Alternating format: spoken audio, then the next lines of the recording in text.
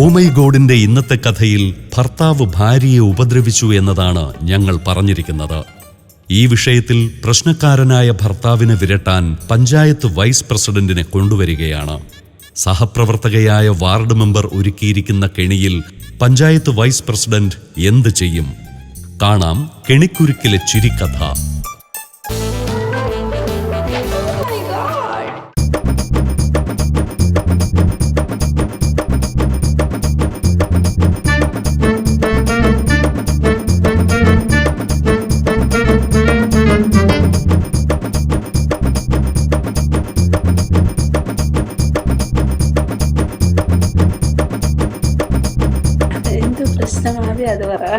ഇത് നമ്മുടെ കസിൻ തന്നെയാണ്, നമ്മുടെ രണ്ടുപേരും കസിൻ തന്നെയാണ്.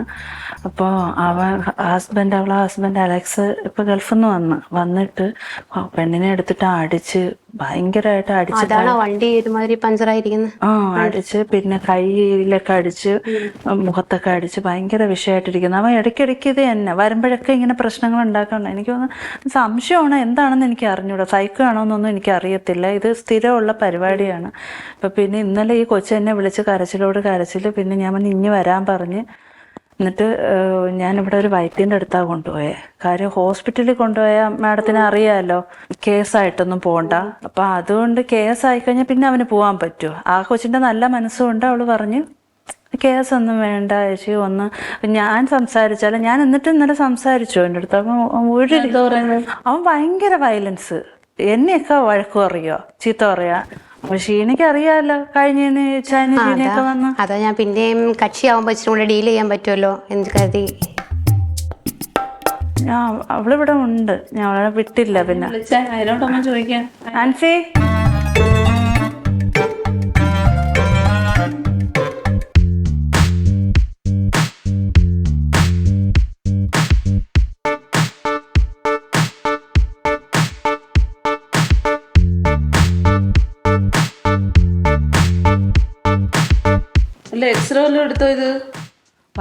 വേറെ വൈദ്യരെ കാണിച്ചാണ്. വേറെ അങ്ങനെ പൊട്ടലൊന്നും ഇല്ല. ഈ അടി കിട്ടിയതിന്റെ ചതവാണ്.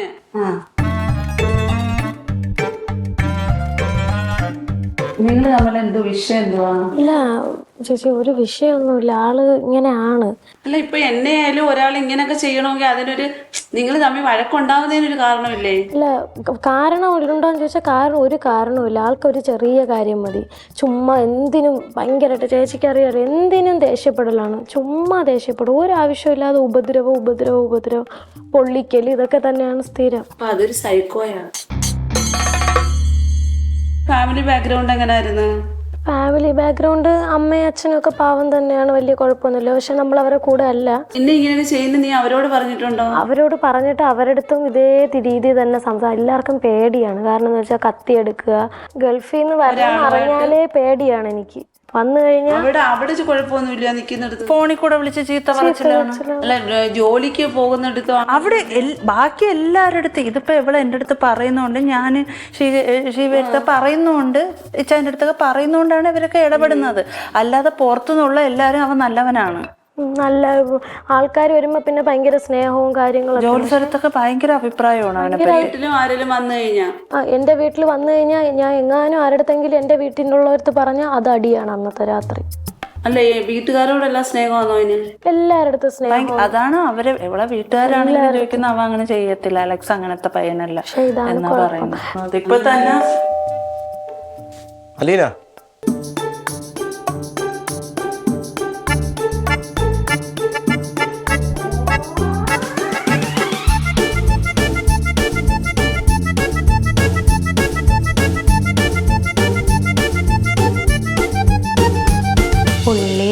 കൊച്ചിനെ എന്താ ഇങ്ങനെ കാണിച്ചു വെച്ചേക്കുന്നേ? നിങ്ങൾ സംസാരിക്കില്ലേ? ഞാൻ ക്ഷീണിച്ചോട് ഇപ്പോൾ വന്നിട്ട് നിങ്ങൾ സംസാരിക്കണ്ട. എന്റെ ബന്ധുക്കൾ ഈ കാര്യത്തോട് എനിക്ക് താല്പര്യമില്ല. അതുകൊണ്ടാണ് ഞാൻ കൂടുതൽ സംസാരിക്കാനായിട്ട് വന്നതല്ല. ഇത് ഞങ്ങളുടെ വൈസ് പ്രസിഡന്റ്. ഒരു കാര്യം ചെയ്യാൻ ഞാൻ പുറത്തോട്ട് അങ്ങോട്ട് ഞാനപ്പോ ജസ്റ്റ് അങ്ങോട്ട് കേട്ടോ കേട്ടോ.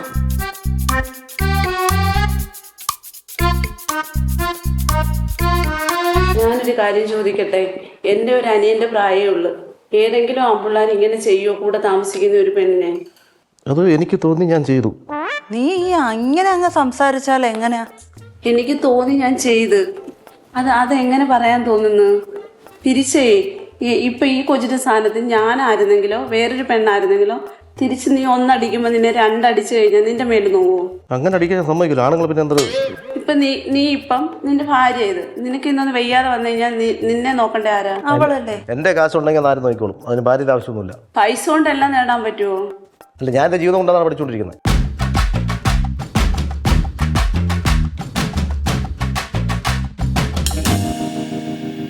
നിന്റെ കയ്യിൽ ഫോണുണ്ട്, നീ അതിനകത്ത് തന്നെ ഒരു വനിതാ കമ്മീഷന്റെ ഒരു ഇതെടുത്ത് ഓണാക്കി നോക്കേ.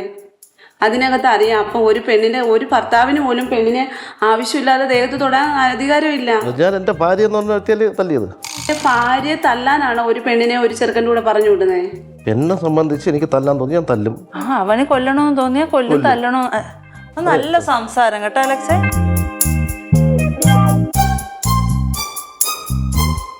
ഇതൊന്നും വേണ്ട. ഈ കൊച്ചിന്റെ ഇപ്പൊ ഒരു ഫോട്ടോ എടുത്ത് ഞാനൊരു വീഡിയോ കോൾ ഇട്ടാൽ മതി. ഇപ്പൊ നിങ്ങൾ എന്തോ ചെയ്യുമെന്നല്ല, നീ അവിടെ ഒന്നും നീ അനങ്ങത്തില്ല. കാരണം ഇന്ന് സ്വന്തം ഒരു ഭാര്യ, പക്ഷെ നിനക്ക് ഭാര്യ ശാസിക്കാം. നീ കൈകൊണ്ടല്ല എന്റെ ദേഹത്ത് ഒരു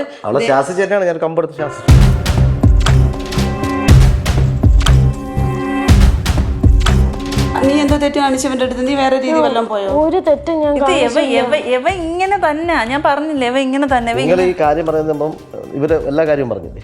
എല്ലാ കാര്യവും പറഞ്ഞിട്ട് തന്നെയാണ് ഇരിക്കുന്നത്. അവളെ കൈ കണ്ട. ഞാനിപ്പോ അവിടെ വൈദ്യന്റെ അടുത്ത് കൊണ്ടുപോയി ഇന്നലെ ഇന്നും ഒക്കെ ഞാൻ കൊണ്ടുപോയി. നീ ഒരു തിരിഞ്ഞു നോക്കിയാ? നീ അത് നിങ്ങളെ കൊണ്ടുപോയി ഞാൻ പറഞ്ഞോ? ഒരു വാക്ക് നീ ചോദിച്ചോ? എനിക്ക് നോക്കേണ്ട കാര്യമില്ല.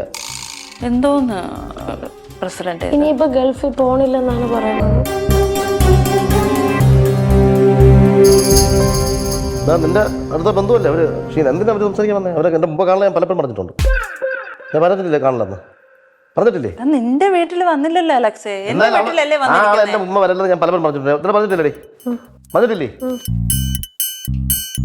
അപ്പൊ നീ വേറെ ആൾക്കാരെ വിളിച്ചു വന്നേക്കുന്നത്. എനിക്കൊന്നും പ്രശ്നം.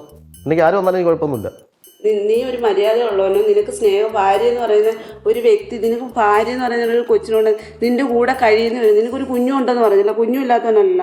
അപ്പൊ അത്രയ്ക്ക് നിങ്ങൾക്ക് ഒരുമിച്ച് കഴിഞ്ഞിട്ടുള്ള ഒരു കൊച്ചിന്റെ ദേഹത്ത് ഇങ്ങനെ ചെയ്യാൻ നിനക്ക് തോന്നുന്നു? നീ സത്യമായിട്ടുണ്ടല്ലോ മൃഗം. ഇവിടെ വെച്ചൊന്നും പറ്റൂലേ? സംസാരിക്കല്ലേ?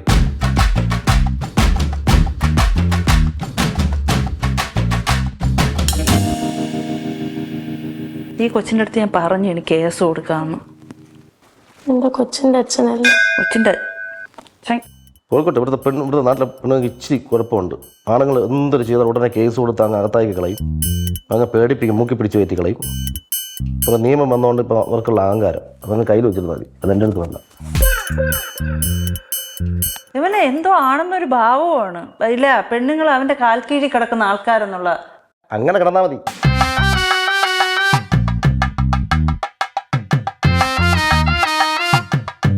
ഇതെന്തോ തെറ്റ് കാണിച്ചിട്ടാ അയാൾ ഇങ്ങനെയൊക്കെ ചെയ്യുന്നതിന്? അവനെന്തായാലും തെറ്റ് വേണോ?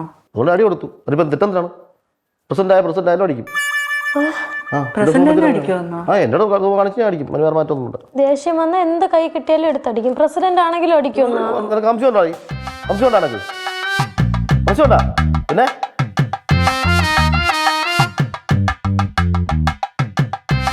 നിനക്ക് എന്തോ മെന്റൽ ക്രാക്ക് ഉണ്ടോ? അല്ലെങ്കിൽ നീ എന്തോ ഒരു ഇതാ.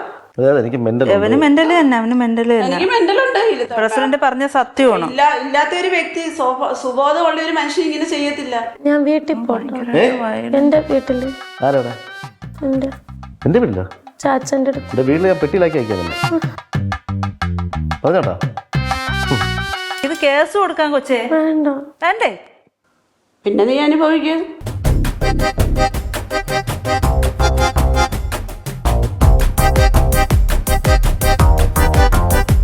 നിങ്ങൾ തമ്മിലുള്ള വിഷയം എന്താന്ന് പറഞ്ഞു. എന്റെ ഒരു ആങ്ങളെ പോലെ ഉള്ളു. നീ പറ. ഞാൻ 7 വർഷമായിട്ട് ഗൾഫിലാണ്. 7ാമത്തെ വർഷമാണ്. അപ്പം ഞാൻ സാധാരണ ഈ ഫോൺ ഇപ്പോൾ റീൽസ് കാണുന്ന ആളാണ്. കണ്ടപ്പോൾ ഈ വീട്ടുകാർക്ക് സർപ്രൈസ് കൊടുക്കുന്നില്ലേ, പറയാതെ വരുന്ന സംഭവം. അങ്ങനെ ഞാൻ എൻ്റെ ഫോൺ കൊണ്ട് ഞാനപ്പോൾ ഇവിടെ പറയാതെ വീട്ടിൽ വന്നു. ഞങ്ങൾ ഫ്രണ്ടിൽ വന്നു. കടലിൽ ഓണിയും ബെല്ലടിച്ചു. കുറച്ച് സമയം ഒന്നും ആരും എടുക്കുന്നത്. അപ്പം ഞാൻ ബെല്ലടിച്ചിട്ട് കഥ തുറക്കുന്ന ശബ്ദം കൊണ്ട് ഞാൻ ഓടി അവിടെ പോയി അടുക്കളയുടെ പുറകിൽ പോയി. അവിടെ ചെന്നപ്പോൾ ഒരാൾ ഡോർ തുറന്ന് അവിടെ ഇറങ്ങി ഓടി. ഞാൻ ആ ആളെ ഒരു കമ്പെടുത്ത് അവിടെ ഇരുന്ന് ഒരു കമ്പ്, അതായത് നമ്മളെ വാഷ് ചെയ്യുന്നില്ലേ, അതിന് കുറ്റിയുണ്ട്, അതെടുത്ത് അടിച്ചപ്പോൾ ഇവിടെ വന്ന് കയറിയാണ് ഇവിടെ കൈ കൊണ്ട്. ഇനി പ്രസിഡന്റ് പറയും. അത് വർക്കിന്റെ ആവശ്യമായിട്ട് വന്നത് വീട്ടിനകത്ത്. വർക്കിന് ആവശ്യം എത്ര മണിക്കെന്ന് പ്രസിഡന്റ് ചോദിച്ചു നോക്കും. പ്രസിഡന്റ് ചോദിച്ചു നോക്കണം. നിങ്ങൾ ഇത്രയും സമയം എന്നെ സംസാരിച്ചല്ലോ പ്രസിഡന്റിലേക്ക്. വർക്കിന് വന്ന എന്തോ വർക്കിന് ഇലക്ട്രിക്. എത്ര മണിക്ക്?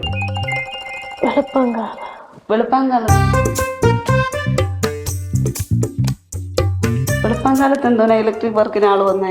ഫാനിന്റെ പ്രശ്നം.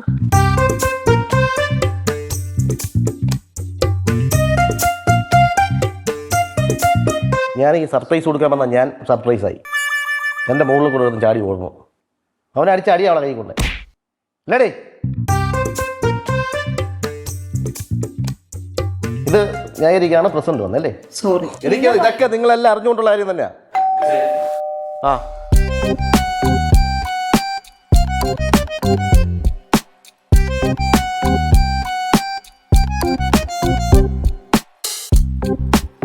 ഞാൻ ഇവിടെ വന്ന് സംസാരിച്ചു വന്നപ്പോൾ ഇതെല്ലാം പ്രസിഡന്റ് അറിഞ്ഞിട്ടുണ്ട്. അറിഞ്ഞിട്ട് എന്നെ അങ്ങ് താറ്റാൻ വേണ്ടി വിളിച്ചതാ.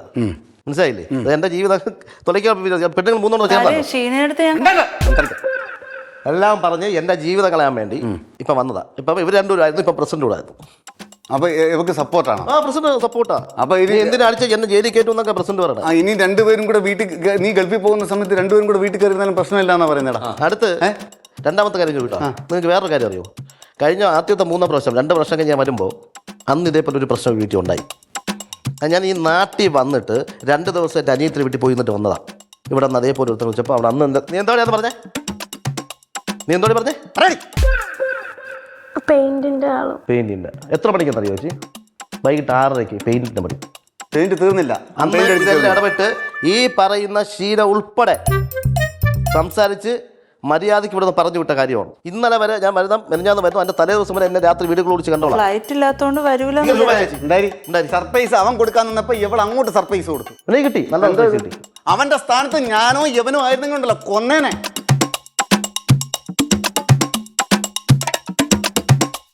എന്നെ ജയിലിലേക്ക് കയറ്റും. പിന്നെ ഇപ്പൊ ഇവിടുത്തെ സ്ത്രീകളത്തോട്ട് അറിഞ്ഞുകൂടാ, വിവരങ്ങൾ നിയമങ്ങൾ അറിഞ്ഞുകൂടാ. ഭയങ്കര ഭീഷണിയായിരുന്നു വന്നോടനെ. ഇതെല്ലാം ചോദിക്കടാ, നീ ചോദിക്കാം അവരുടെ നോക്കി. ഏത് വൈസ് പ്രസിഡന്റ് ആയാലും ഈ പാവപ്പെട്ടവന്റെ ജീവിതം തകർത്തിരിക്കുക. ഞങ്ങളുടെ കുടുംബക്കാർക്ക് ഇറങ്ങി നടക്കാൻ പറ്റാത്ത അവസ്ഥയിലാണ് കാര്യങ്ങൾ. നിങ്ങൾ എന്താ ന്യായീകരിക്കാൻ വന്നിരിക്കുന്നു? നിങ്ങൾ ആരാണ് മനസ്സിലാക്കിയിട്ടാണ് വന്നിരിക്കുന്നത്?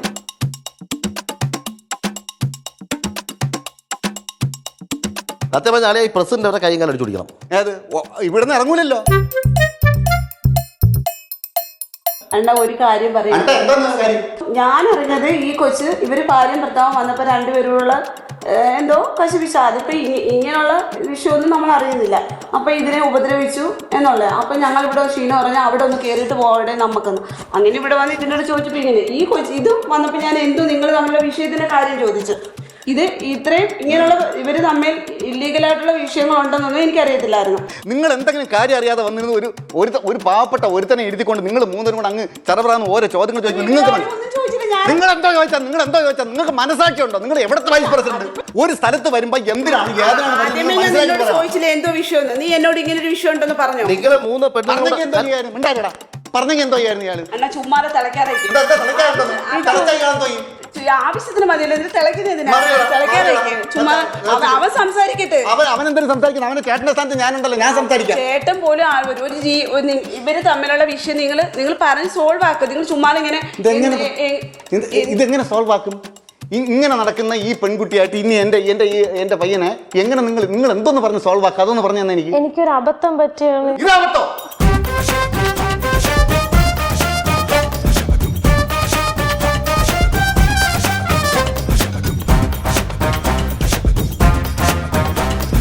ഇതിന്റെ മെയിൻ വിഷയം ഇവരാണോ ഉണ്ടാക്കിയത്, നിങ്ങളാണോ ഉണ്ടാക്കിയത്? ആരെ ഉണ്ടാക്കിയത്? പ്രസിഡന്റ് തന്നെയാണ്. നമ്മള് കേസൊന്നും കൊടുക്കണ്ട. നിങ്ങൾ പറയണ്ടേ ഇതിങ്ങനെ അല്ല സംഭവം, ഇങ്ങനെയാണ് പറ്റിയത്. നിങ്ങൾ എല്ലാം അറിഞ്ഞിട്ടല്ലേ വന്നേ. അപ്പൊ അറിഞ്ഞു വെച്ചോണ്ട്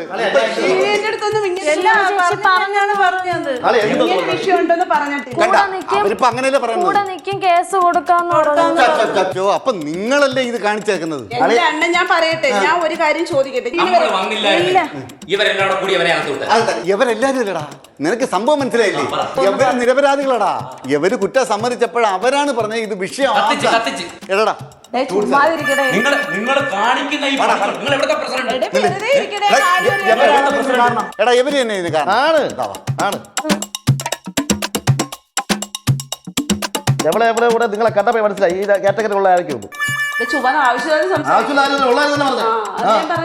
നിങ്ങൾ ആദ്യം കാര്യം കേട്ടോണ്ട് നമ്മൾ തോന്നി കയറാൻ വന്നേ. നീ എന്റെ അടുത്ത് എന്തെങ്കിലും പറഞ്ഞിട്ടുണ്ടായിരുന്നോ? ഇല്ല, ഷീന ചേച്ചി അല്ലേ ഷീനെ ഞാൻ വിളിക്കട്ടെ. ഷീന ഇവിടെ വരട്ടെ. ഷീന അതെ വിളിച്ച എന്റെ വീടിനകത്ത് ഇവിടെ കയറ്റി എന്റെ മുമ്പ് വന്നാ ഇവിടെ വിഷയം വേറെയോ ഞമ്മളുള്ള കാര്യം പറഞ്ഞേക്കാം. ചേച്ചി ഷീന എല്ലാം പറഞ്ഞല്ലേ മാഡത്തിന്റെ പറഞ്ഞു മാഡത്തിന്റെ അടുത്ത് പറഞ്ഞെന്ന് തന്നെ പറഞ്ഞു. എന്നിട്ടല്ലേ എവിടെ പോണത്? എന്റെ വീട്ടിൽ ഇറങ്ങി പോകുന്നത് അവിടെ ഇല്ലേ ഞാൻ കുത്തും. എന്താ അവിടെ ചുമ്മാ ഇരിക്കണ്ട. ഇവരെല്ലാം കൂടെ അറിഞ്ഞു വെച്ചോണ്ട് നിങ്ങൾ ഞാൻ സത്യവാ പറയുന്നത്. ദാണ്ടെ ഞാൻ ചുറ്റുമല കമ്മ്യൂണിറ്റി ഹാളിൽ ബ്ലോക്കിൽ നിന്നേ. അപ്പം ഷീന എന്നെ വിളിച്ചിട്ട് പറഞ്ഞു നമുക്കൊന്ന് അവിടെ പോയി സംസാരിച്ചിട്ട് വരാം. ഇപ്പൊ ഞാൻ ഗൾഫിൽ നിന്ന് വന്നേ ആ പെങ്കൊച്ചിനെ എടുത്തിട്ട് അന്നേരം അടിച്ച് എന്ന് പറഞ്ഞു. മറ്റു കാര്യങ്ങളൊന്നും എനിക്കറിയത്തില്ല. ഇപ്പം അറിയത്തില്ല എന്റെ അടുത്ത് ഇങ്ങനെ ഒരു ഷീന ഞാൻ മിക്കവേലേ അതൊക്കെ പറയുന്നത് ഞാൻ കേട്ടല്ലേ. ഷീനയുടെ അടുത്ത് പറഞ്ഞതാണ്. പക്ഷെ എനിക്ക് അറിയാമെന്ന് അറിയത്തില്ലെന്ന് പറഞ്ഞു എന്ത് വരുന്നോ ഈ കൊച്ചി ഇപ്പൊ പറഞ്ഞ സംഭവം. നിങ്ങൾ തമ്മിൽ അബദ്ധം പറ്റിയതായിരിക്കും എന്ന് പറഞ്ഞു. എന്റെ അടുത്ത് പറഞ്ഞ് പ്രസിഡന്റ് പറഞ്ഞു എന്ന് പറഞ്ഞു. അത് നമുക്ക് പറഞ്ഞു ശരിയാണ്. ഇപ്പൊ കേസ് കൊടുക്കണമെന്നുണ്ടെങ്കിൽ ഇപ്പൊ പ്രസിഡന്റിനെ വിളിച്ചു വരുത്തേണ്ട കാര്യമില്ലല്ലോ. അവർക്ക് കേസ് കൊടുക്കാമല്ലോ. ഷീന പറയുകയും ചെയ്തു ഇതുപോലെ പല കേസിലും പ്രസിഡന്റ് ഇടപെട്ടിട്ടും ഉണ്ടെന്ന്. കാണിച്ച പോലെ ആണുങ്ങളെ വിളിച്ചു കയറ്റുന്ന കേസൊക്കെ ഇവർ പരിഹരിച്ചിട്ടുണ്ടെന്ന് പറഞ്ഞു. നിങ്ങൾ ഈ കൂടെ വന്നിട്ട് അവരുടെ അടുത്ത് അങ്ങനെ സംസാരിക്കും. അറിഞ്ഞല്ല പരിഹരിക്കുന്ന ആളായിട്ടാണ് ഷീന പറഞ്ഞത് അവരെ വിളിച്ചോണ്ട് വരാന്ന് പറഞ്ഞത്.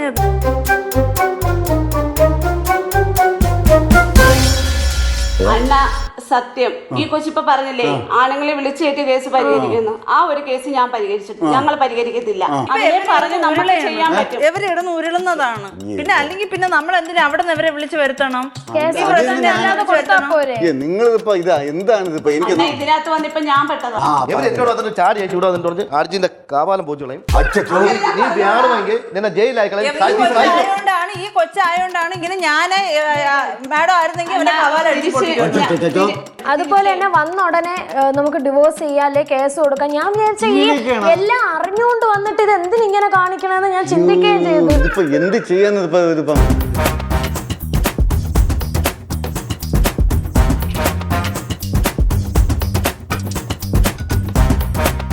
എടാ ഇന്ന് നീ ഇങ്ങോട്ട് വന്നത് എവിടെ വീട്ടിൽ വിളിച്ചോട്ട് പോകാനല്ലേ വന്നത്. അപ്പൊ ഇവിടെ വന്നിട്ട് നിങ്ങൾ എന്തിനാണ് ഇത് അവര് ഒരുമിച്ച് അങ്ങ് പോകുന്നതിന് എവരെ ഈ കുടുംബത്തിന് നിങ്ങൾ ഇല്ലാതാക്കിട്ട് പോകാനാ വന്നത്? അണ്ണ ചുമ്മാ ഇരിക്കണ്ട. മാഡം എല്ലാം അറിഞ്ഞിട്ടല്ലേ വന്നത്. എന്നിട്ട് പിന്നെ ഈ കഥ എന്നെ പറഞ്ഞിട്ടാണ്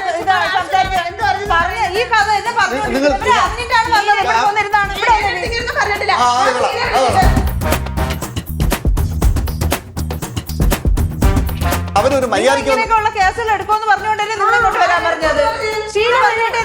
ചേച്ചി പറഞ്ഞു നിങ്ങൾ ഇങ്ങനത്തെ കേസുകളാണ് കൂടുതൽ എടുക്കുന്നതെന്ന് പറഞ്ഞ്. മര്യാദയ്ക്ക് ജീവിക്കാനോ ഞങ്ങളെ തുലയ്ക്കാൻ വേണ്ടി വന്നിട്ട് ഒഴിച്ച് ഓടണം. അതെന്താ വേണം? ജീനെ അടുത്ത് എല്ലാം ഏറ്റിട്ട് വന്നിട്ട് പിന്നെ എന്തോന്നാണ് പൈസ മേടിക്കാന്ന് പറഞ്ഞു. പൈസ കൊടുത്താൽ മതി എല്ലാം സെറ്റ് ചെയ്ത് തരാന്ന് പറഞ്ഞു. ഷീന എന്റെ അടുത്ത് പറഞ്ഞല്ലേ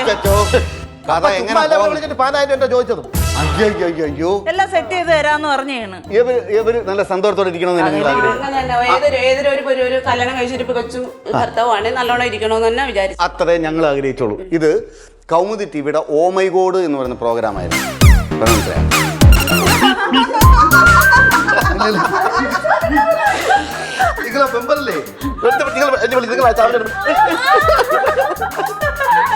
ഷീന ചേച്ചിയാ നിങ്ങളെ വിളിച്ചിട്ട് സർപ്രൈസ് തരണം.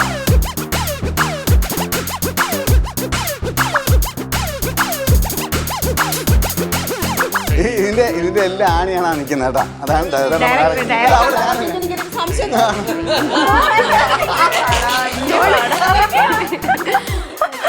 സംസാരം കേട്ടപ്പോഴേ അന്നേരം എനിക്കൊരു ഡൗട്ട്. പിന്നെ ഇനി ആ ഒരു പോലെ ഇരിക്കുന്നല്ലോ ഒന്ന്. പിന്നെ എന്നിട്ട് 10,000 രൂപ മേടിക്കാമെന്ന് പറഞ്ഞ് അങ്ങനെ കിട്ടുമ്പോ ഞാൻ മേടിച്ചിനി എന്നെ വലയ്ക്കാനെങ്ങാനും വിചാരിച്ച് എന്നെ ഇതിനകത്ത് കൊണ്ടുവന്ന് പെടുത്തിയതാണ്. ഞാൻ അറിയുന്ന വിനോദ് ചാൻ എന്നോട് ഇത് ചെയ്തല്ലോ എന്ന് ഞാൻ ചിന്തിച്ചു പോയി. ഇല്ല ഒരിക്കലും സന്തോഷമായിരുന്നു. അപ്പോൾ ഒരുപാട് സന്തോഷം. കൗമുദി ടിവിയുടെ വകയായിട്ട് സമ്മാനങ്ങൾ വരുന്നുണ്ട്. ആദ്യം ക്യാഷ് പ്രൈസ് ആണ്. സന്തോഷപൂർവ്വം സ്വീകരിക്കുക. മെൻസ് വേൾഡ് ബാലരാമപുരം ആര് നെയ്യാറ്റിങ് നടക്കുന്ന സമ്മാനം.